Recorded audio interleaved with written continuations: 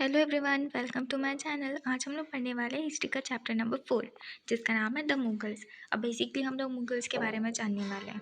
देखो, अब इंडिया इतनी बड़ी सब कॉन्टिनेंट है, तो इतनी बड़ी टेरिटरी के ऊपर वहाँ पे रूल करना, उसे अच्छे से संभाल पाना, उसका एडमिनिस्ट्रेशन अच्छे से कर पाना, ये बहुत ही डिफ़िकल्ट टास्क था।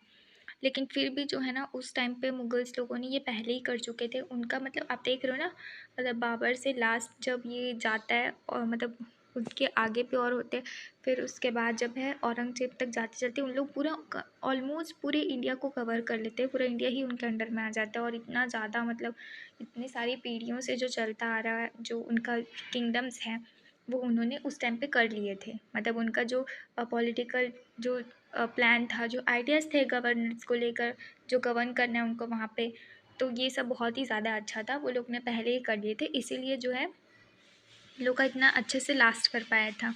उन्होंने 16th सेंचुरी में तो आगरा से दिल्ली तक अपने आप को एक्सपेंड कर लिए थे, और फिर धीरे धीरे उन्होंने 17th सेंचुरी के आते तक पूरे सब कॉन्टिनेंट में अपना हिस्सा जमा लिए थे। इनका जो ये तो मानना पड़ेगा कि उन्होंने जो स्ट्रक्चर बनाया था एडमिनिस्ट्रेट करने का, और जो उनका आइडिया था, वो बहुत ही ज़्यादा फैंटास्टिक था। तभी वो इतना ज़्यादा चल पाया और उन्होंने जो इतने ज़्यादा दिन तक रूल कर पाए थे, इतने ज़्यादा ईयर्स तक उन्होंने रूल किया था, इसे इग्नोर नहीं किया जा सकता है। ओके, अब हम जानने वाले कि मुगल्स कौन है।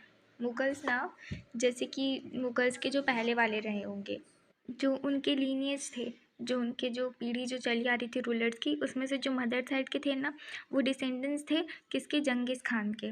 ओके, जो 1227 में मर गए थे, वो मुगल के रूलर थे, जो चाइना के, इतना बड़े चाइना में वो कंट्रोल कर रहे थे। मतलब वो जीत चुके थे और सेंट्रल एशिया को भी वो जीतने वाले थे, जहाँ पे वो रूल कर रहे थे।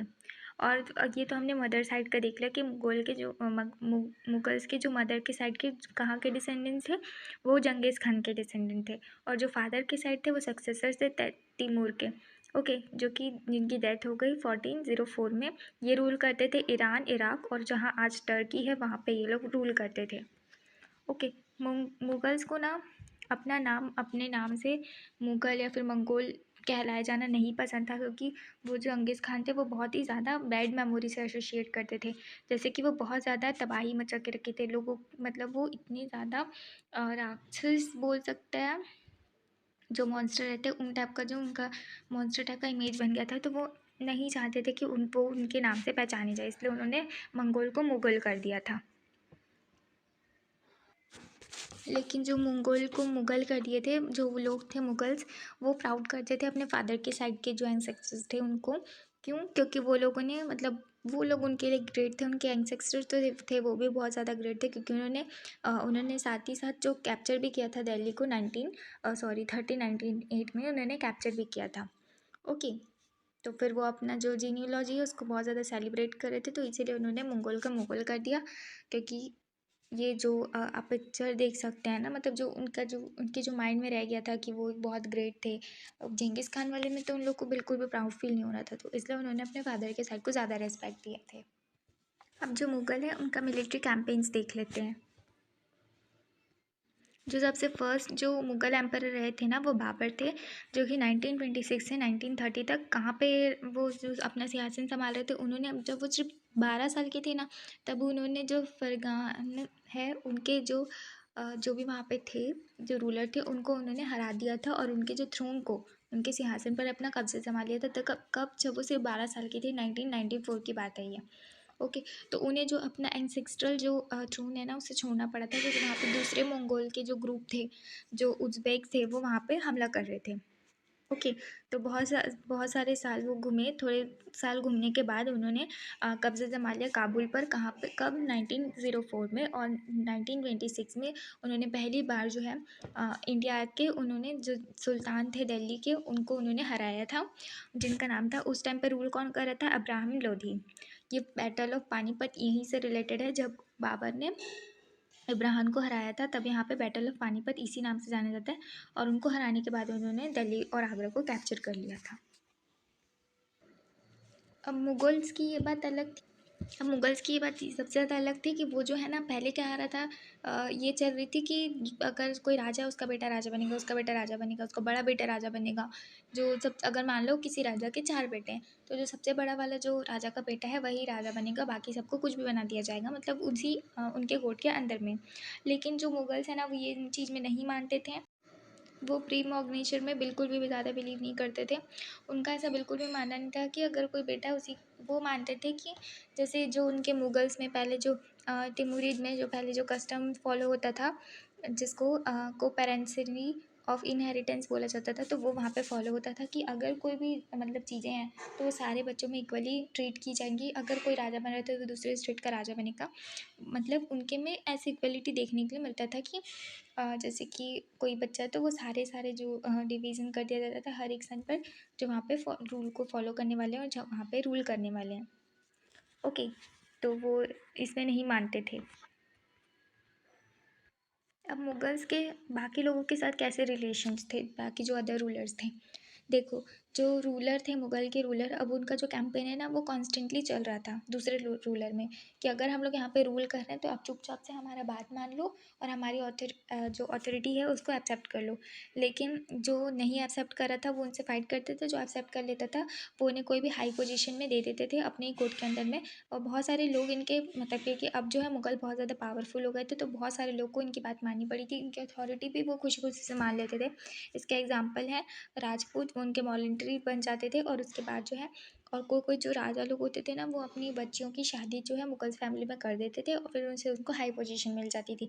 लेकिन ऐसा नहीं है कि इंडिया के सारे जो रूलर्स थे वो लोग उन्हें उनकी अथॉरिटी को एक्सेप्ट कर लिए थे, नहीं, बहुत सारे ऐसे भी थे जिन्होंने रेसिस्ट भी किया था। इसके एक बहुत अच्छे एग्जांपल है जो मेवाड़ में सिसोदिया राजपूत थे। उन्होंने इनके जो रिफ्यूज़ कर दिए थे उनकी अथॉरिटी को एक्सेप्ट करने के लिए, लेकिन वो बाद में हार जाते हैं। लेकिन फिर भी जब वो मुगल्स से इतना ज़्यादा लड़ते हैं तो मुगल भी उनको ह्यूमिलेट नहीं करते हैं, वो ऑनरेबली भी उन्हें ट्रीट करते हैं। उसके बाद वो उनका जो लैंड है जिसको हम वतन बोलते हैं वो उनको वापस कर देते हैं, जिससे वतन एक असाइनमेंट भी बनाते हैं जिसे वतन जागीर बोला जाता है। ये जो केयरफुल बैलेंस था कि उन्होंने हरा दिए फिर भी उन्होंने ह्यूमिलेट नहीं किया अपने जो अपोनेंट्स हैं उनको। तो इससे जो है ना, मुगल का इन्फ्लुएंस और ज़्यादा बहुत सारे किंग्स पर बढ़ते गया और चिफ्टन्स पर भी बढ़ते गया। लेकिन ये जो बैलेंस है इसको बना पाना बहुत ही ज़्यादा डिफ़िकल्ट था। अब जैसे जैसे जो है एम्पायर जो बहुत ज़्यादा बढ़ने लगा, एक्सपैंड होने लगा, तो उसके बाद जो है मुगल्स को और भी ज़्यादा लोगों को लेने की ज़रूरत पड़ती गई, क्योंकि अब तो आखिरकार जो बाबर जो है आया कहाँ पे था, कहाँ से था, टर्की से आया था। तो टर्की के बहुत ही स्मॉल मतलब बहुत ही छोटे ग्रुप के ऑफिसर उसके पास थे, तो अब उनका जो एरिया है वो एक्सपैंड हो रहा है, कंट्रोल एक्सपैंड हो रहा है, तो उनको और भी ज़्यादा लोगों को इंक्लूड करने की ज़रूरत पड़ रही थी। तो वो बहुत सारे ईरानियंस, इंडियन, मुस्लिम, अफगान, राजपूत, मराठा, ये सारे लोगों को, सारे ग्रुप के लोगों को इंक्लूड करते जा रहे थे। और जो जो मुगल सर्विस को इंक्लूड, जैसे कि हम किसी के लिए सर्व करते हैं, जैसे पुलिस वाले हो गए या फिर जो भी है गवर्नमेंट वाले, जो भी बैंक वगैरह वाले, तो उसी टाइप से उस टाइम पे चल रहा था। तो जो भी मुगल सर्विस को ज्वाइन कर रहा था, उनमें एनरोल कर रहा था, उनको मनसबदार बोला जाता था। मनसबदार वो होते हैं जो एक इंडिविजुअल होते हैं जो एक होल्ड करते हैं मनसब। इसका मतलब क्या होता है, एक पोजीशन या फिर रैंक, जैसे हाई पोजीशन, जैसे कि डिप्टी कलेक्टर बहुत ही हाई पोजीशन है, तो वैसे ही धीरे धीरे उनके नीचे में, तो उनको इस बेसिस पे रैंक दे दिया जाता था। रैंक, सैलरी और मिलिट्री रिस्पॉन्सिबिलिटी से इनको एक नंबर दे दिया जाता था, जिसका जितना ज़्यादा जैसे कि रैंक और सैलरी रहता था ना, तो वो न्यूमेरिकली डिटरमाइन किया जाता था, जिसे जैट बोला जाता था। जितना ज़्यादा जो जाट होगा उतना प्रेस्टिजियस उनका जो नोबल पोजीशन होगा वहाँ पर, उनकी सैलरी भी बहुत ज़्यादा हाई होगी, जैसे अभी भी हम देखते आते हैं। इन मनसबदार को मिलिट्री रिस्पॉन्सिबिलिटीज़ दे दी जाती थी। ये उस जो मिलिट्री कैंपेन है उसको मेंटेन करते थे, नंबर वगैरह देखते थे, और जो कैलेवरी मैन है, जो घोड़सवार जो देखते हैं घोड़े वगैरह को, ये वहाँ पे मेंटेन करते थे। और तो और, अब ये जो मनसबदार है उनको सैलरी कैसे मिलती थी, वो अपनी सैलरी लेते थे रिवेन्यू के थ्रू। रिवेन्यू के थ्रू, जिसको रिवेन्यू असाइनमेंट, जिसको जागिर्स भी बोला जाता है। ये कुछ कुछ जो तरीका है वो ये मिलता है इक्तास से, लेकिन ये मुक्तिज से बहुत ज़्यादा अलग है। क्यों? क्योंकि मुक्तिज में क्या होता था, वो वहीं पे रहते थे, वहीं पे रिवेन्यू कलेक्ट करते थे। लेकिन जो मनसबदार होते थे वो कभी कभी वहाँ पे नहीं रहते थे, वो वहाँ नहीं रहते थे और वहाँ पे एडमिनिस्ट्रेट करते थे, जहागीर से वो लोग रिवेन्यू कलेक्ट करते थे। ओके, लेकिन उनके पास राइट था कि वो जो है रेवेन्यू वहाँ से कलेक्ट करेंगे, और ये जो काम करते थे वो उनके सर्वेंट कर लेते थे। वो वहाँ नहीं भी रहते थे फिर भी उनका रेवेन्यू कलेक्ट हुआ जाता था। वो अपने एक जहागीर से कलेक्ट कर रहे थे, लेकिन दूसरे जगह भी वो लोग रूल कर रहे थे, मतलब सर्व कर रहे थे। अब अकबर के रेन के समय में क्या होता था, वो जो जहांगीर है उसको इतने अच्छे से कलेक्ट किया जाता था कि वो जो रिवेन्यू वहाँ से आ रहा है वो इक्वल होने चाहिए उनकी सैलरी ऑफ मनसबदार के। ओके, लेकिन ये सब अच्छे से उस टाइम पे बहुत अच्छे से कंट्रोल किया जा रहा था। कब? अकबर के रेन के टाइम में। लेकिन जब औरंगजेब धीरे धीरे जब औरंगजेब का रेन आते गया, तब ये जो है बहुत ज़्यादा वर्क नहीं करने लगा था, क्योंकि जो रिवेन्यू एक्चुअली में वहाँ पे कलेक्ट हो रही थी वो उनके ग्रांटेड सम से लेस थी।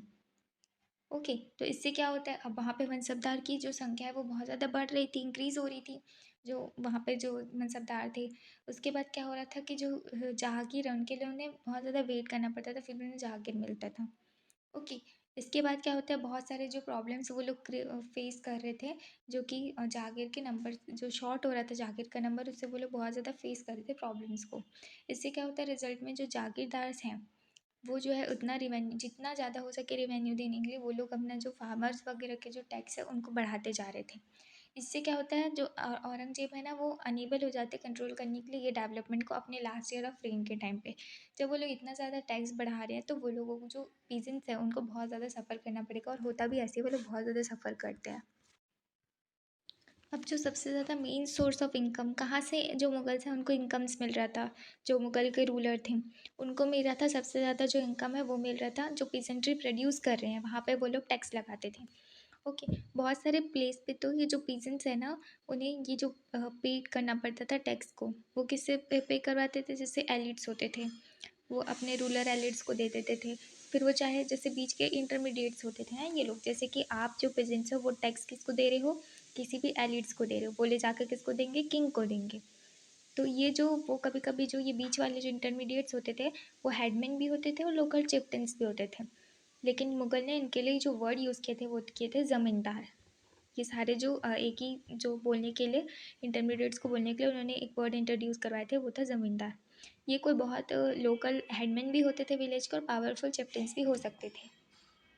अब ये ज़मींदार वाला जो टॉपिक है उसमें से ज़मींदार किसको बोलते थे ये आपको समझ में आ गया।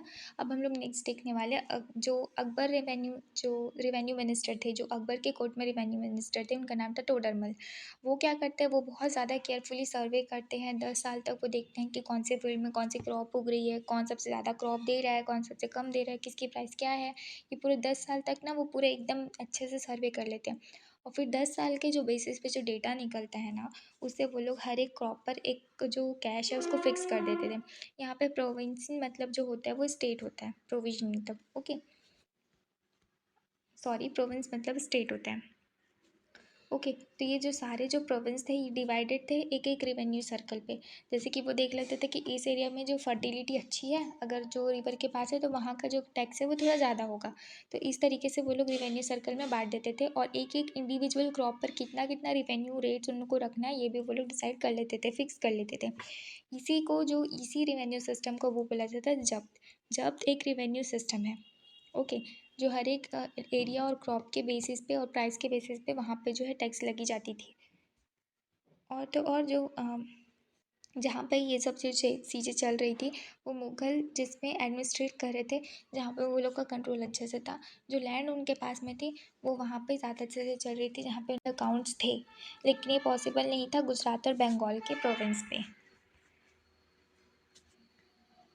कभी कभी क्या होता था, जो ज़मींदार होते थे ना उन लोग के पास बहुत ज़्यादा पावर आ जाती थी, क्योंकि अब वो लोग पूरे टैक्स तो वही लोग ले रहे हैं। तो उससे क्या होता था, जो एक्सप्लॉइटेशन करते थे ये लोग मुग़ल एडमिनिस्ट्रेटर्स का, वहाँ पे हम लोग रिबेल कर देते थे। जो कभी कभी जो ज़मींदार और पीजन सेम कास्ट के होते थे ना, वो लोग रिबेल कर देते थे अगेंस्ट किसके, मुग़ल अथॉरिटी के।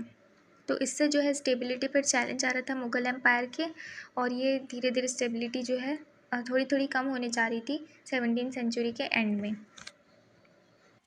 अब अकबरनामा और आईन अकबरी के बारे में हम लोग थोड़ा सा पढ़ लेते हैं। तो अकबर के बहुत ही क्लोज़ फ्रेंड और उनके कोर्टीज़ में ही थे अबू फज़ल, वो उनको वहाँ से बुलाते हैं और बोलते हैं कि आप जो है मेरे रेन के बारे में हिस्ट्री लिखो। तो अबू फज़ल जो है 3 वॉल्यूम की एक बुक लिखते हैं, जिसमें जो पूरे जो अकबर के जो रेन की हिस्ट्री वहाँ पे लिखी हुई होती है, जिसको वो टाइटल देते हैं अकबरनामा करके। जो फर्स्ट वॉल्यूम की जो बुक होती है उसमें उन अकबर के एंसेस्टर्स और उनकी जो उनके बारे में पूरा उनका जो चाइल्डहुड वगैरह होता है उनके बारे में पूरा डिटेल में लिखा होता है। सेकंड बुक में जो होता है वो रिकॉर्ड रहता है कि किस क्या क्या इवेंट जो है अकबर ने अपने रेइन के समय में करवाया था। और थर्ड वॉल्यूम में जो आईने अकबरी में होता है वो ये होता है, वो सबसे ज़्यादा स्पेशल बुक है क्योंकि इसमें सारी चीज़ों के बारे में जो अकबर में लाया है, एडमिनिस्ट्रेट किया है, कैसे हाउस होल्ड, उनकी आर्मी कैसी थी, रिवेन्यू कैसा था, जोग्राफी कैसा था उस टाइम का, ज्योग्राफी कैसा था उस टाइम का, तो ये सब वहाँ पे लिखा हुआ है। और हमें यहाँ से बहुत ही रीच डिटेल, बहुत ही माइन्यूट डिटेल वहाँ से मिलती है हमें, कहाँ से, ट्रेडिशन और कल्चर ऑफ पीपल जो वहाँ पे रह रहे थे, इंडिया में रह रहे थे। तो ये हमें आईने अकबरी से पूरा पता चलता है कि उस टाइम पे ट्रेडिशन कैसा था, कल्चर कैसा था। सबसे ज़्यादा इंटरेस्टिंग तो ये है, यहाँ पे इतनी डिटेल में चीज़ें लिखी गई हैं, इतना स्टैटिस्टिकल लिखा गया है डिटेल, कि वहाँ पे हमें चीज़ों के बारे में भी पता चलता है कि वहाँ पे कौन से क्रॉप उगाई जाती थी, वहाँ पे ईयर्स कैसे थे, प्राइस कैसे थे, वेजेस कैसे थे, उस समय पर रिवेन्यू कैसे थे। Nurjahan influence in Jahangir code. देखो जो मेहरुन्निसा जो है ना, वो पहले जो शादी कर लेते हैं एम्परर जहांगीर से। जहांगीर कौन थे? सलीम। ओके, सलीम को ही जहांगीर बोला जाता था। तो वो 1916 में जो मेहरुन्निसा होते हैं वो शादी कर लेते हैं एम्परर जहांगीर से 1611 में। ओके, और फिर वो रिसीव करते हैं, उनका नाम बदल के वो टाइटल रिसीव करते हैं नूरजहाँ। क्योंकि उन्हें इतना अच्छा टाइटल इसलिए दिया जाता है क्योंकि वो बहुत ही ज़्यादा जो एक्सट्रीमली सपोर्टिव थे और लॉयल थे अपने मोनार्क को लेकर। इसी ऑनर को देखते हुए जो जहांगीर है उनके जो सिल्वर कॉइन्स पे एक साइड पे जो उनका टाइटल था जो लिखा होता था उर्दू पे, क्वीन बेगम नूरजहाँ, मतलब वो इतना मानते थे उन्हें, उनसे बहुत ज़्यादा जो अगर कोई डिस्कशन करना है, एडवाइस लेना, तो वो उनसे देख कर करते थे। मतलब नूरजहाँ का इन्फ्लुएंस वहाँ पे उन पर बहुत ज़्यादा था और उनके कोर्ट पर भी। उन्होंने एक फरमान भी जारी किया था नूरजहाँ के नाम पे, जहाँ पे जो स्क्वायर सील होते थे ना, वो मतलब वहाँ पे बताते थे कि वो कितने सबलाइम है, और जो जो उनकी मैजेस्टी है वो कितनी ज़्यादा है नूरजहाँ की, जिनको पातशाह बेगम भी बोला जाता था। जहाँ पे जो राउंड सील स्टेट्स है ना, वो बताते थे कि जो सन है शाहजहाँ जहांगीर के, वो कितने ज़्यादा ब्रिलियंट है मून की तरह पे। और जो नूर है, नूर जहाँ, वो बादशाह है, मतलब जो लेडी ऑफ द एज है, वो जो इतने सालों बाद जो एक जो आई है वो नूर जहाँ है। किस तरीके का वहाँ पे उनका इन्फ्लुएंस था।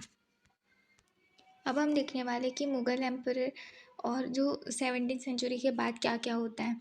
ओके, तो जो एडमिनिस्ट्रेटिव थी और जो मिलिट्री एफिशिएंसीज थी, वो मुग़ल एम्पायर के टाइम पे तो बहुत ज़्यादा ग्रेट इकोनॉमिक कमर्शियल प्रॉस्पेरिटी ये सब कुछ लाते हैं, ऑब्वियसली वो लोग लाते हैं। बट जो इंटरनेशनल ट्रैवलर होते हैं उन्होंने बताया कि जो ये फेबल लैंड ऑफ वेल्थ है। और उन्हीं से विजिटर्स ने कभी कभी तो ये भी बताया कि ये जो स्टेट्स थे वो बहुत ही ज़्यादा पॉवर्टी से जूझ रहे थे। साइड बाय साइड जो ग्रेट जो एप्लेंस है वो लोग सबसे ज़्यादा ऊपर होते जा रहे थे, लेकिन जो पॉवर्टी है ना वो बहुत ही ज़्यादा इंक्रीज़ होते जा रही थी। और ये इनइक्वलिटी को साफ तौर पे देखा भी जा सकता है, ये स्पष्ट था। जो डॉक्यूमेंट है ट्वेंटी ईयर का जो शाहजहाँ का था, शाहजहाँ के रेन के टाइम में हमें पता चलता है वहाँ के डॉक्यूमेंट्स से कि जो अमीर थे वो बहुत ही कम थे और जो गरीब थे वो बहुत ही ज़्यादा थे, जो अमीर होते जा रहे थे। क्योंकि उनके रेन के टाइम में हमें पता चलता है जो हाईएस्ट रैंकिंग जो मनसबदार थे ना वो सिर्फ 400 से 45 नंबर के बीच में ही थे। जबकि वहाँ पर और भी कितने थे, जो हाई रैंकिंग से कम वाले मनसबदार थे वो 8000 थे। यहाँ पे 1000 भी मनसबदार्स नहीं हैं जो कि रिच हैं। और जो ये बहुत ही ज़्यादा स्मॉल नंबर है, जैसे कि 5.6% ही टोटल मनसबदार थे, जो 61.5% ऑफ टोटल एस्टिमेट रेवेन्यू है वो कलेक्ट कर रहे थे, सैलरी पा रहे थे, लेकिन बाकी लोग जो है पॉवर्टी से जूझ रहे थे। जो मुग़ल एम्परर रहते हैं ना वो बहुत सारा जो अपना इन्वेस्ट है वो कहाँ पे करते हैं, इनकम, सैलरी और गुड्स पे। जो जैसे कि जो एक्सपेंडिचर्स है आर्टिशन और पेजेंट्स का, जो उनके पास आ रहा था वो लोग बेनिफिटेड थे, जो उनको सप्लाई कर रहे थे गुड्स एंड प्रोड्यूस को, वो लोग वहाँ पे बेनिफिशियल थे। लेकिन जो रिवेन्यू कलेक्शन था वो इतना कम बच रहा था कि वो जो प्राइमरी हैंड पे जो मुगल्स है वो लोग नहीं दे पा रहे थे। वो लोग इतना ज़्यादा मनसबदार को दे रहे थे कि उनके पास जो स्मॉल प्राइमरी प्रोड्यूसर्स हैं उनको देने के लिए उनके पास कुछ नहीं बच रहा था। ओके, और तो और क्या होता है, जो एडिशनल जो टूल्स है, रिसोर्स है, जो सप्लाईज़ है, उनके पास वो भी खरीदने तक का, इन्वेस्ट करने तक का नहीं था। उस टाइम पे इतना वो हो गया था, अपनी प्रोडक्टिविटी वो लोग इंक्रीज़ नहीं कर पा रहे थे। जो वेल्थियर जो प्रीजेंटरीज और आर्टिशनल ग्रुप थे, जो मर्चेंट बैंकर थे, वो ज़्यादा प्रॉफिट कर रहे थे इकोनॉमिक वर्ल्ड पर। जो छोटे प्रोड्यूसर्स थे वो लोग नहीं कर पा रहे थे। और तो और जो ये जो वेल्थ है और रिसोर्स है जो मुग़ल एलिट से मिल रहा था, जो पावरफुल थे, लेकिन धीरे धीरे 17वीं सेंचुरी के आते-आते उनका पावर थोड़ा थोड़ा कम होते गया। जो मुग़ल एम्पायर था वो डिक्लाइन होते गया थोड़ा थोड़ा, धीरे धीरे करके, तो वो लोग लेस पावरफुल हो गए। ओके, उतना पावर उनके पास नहीं था। तो जो न्यू डायनेस्टीज़ है, जैसे कि जो प्रोविंस के, जैसे कि हैदराबाद और अवध के, वो लोग यहाँ पे आकर अपना जो प्रोविंस यहाँ पे सेटअप कर रहे थे। ओके, और वो कंटिन्यू कर रहे थे मुग़ल एम्पायर। लेकिन हाँ, वो लोग ये मान रहे थे कि कंटिन्यू कर रहे थे ये मानना कि उनके जो मास्टर्स हैं वो अभी भी दिल्ली में और वो मुग़ल एम्पायर है। लेकिन उसके बाद जो है धीरे धीरे जब आते आते जो 18वीं सेंचुरी में सारे के थोड़े जो लोग थे, कुछ कुछ जो रूलर थे, जो प्रोविंस थे, वो लोग अपना अलग इंडिपेंडेंट प्रोविंस बनाना चालू कर देते हैं और अपना इंडिपेंडेंट पॉलिटिकल आइडेंटिटी वो लोग कंसोलिडेट कर देते हैं। यहाँ पे हमारा चैप्टर एंड होता है। आई होप आपको ये वाला चैप्टर समझ में आया होगा। Thank you.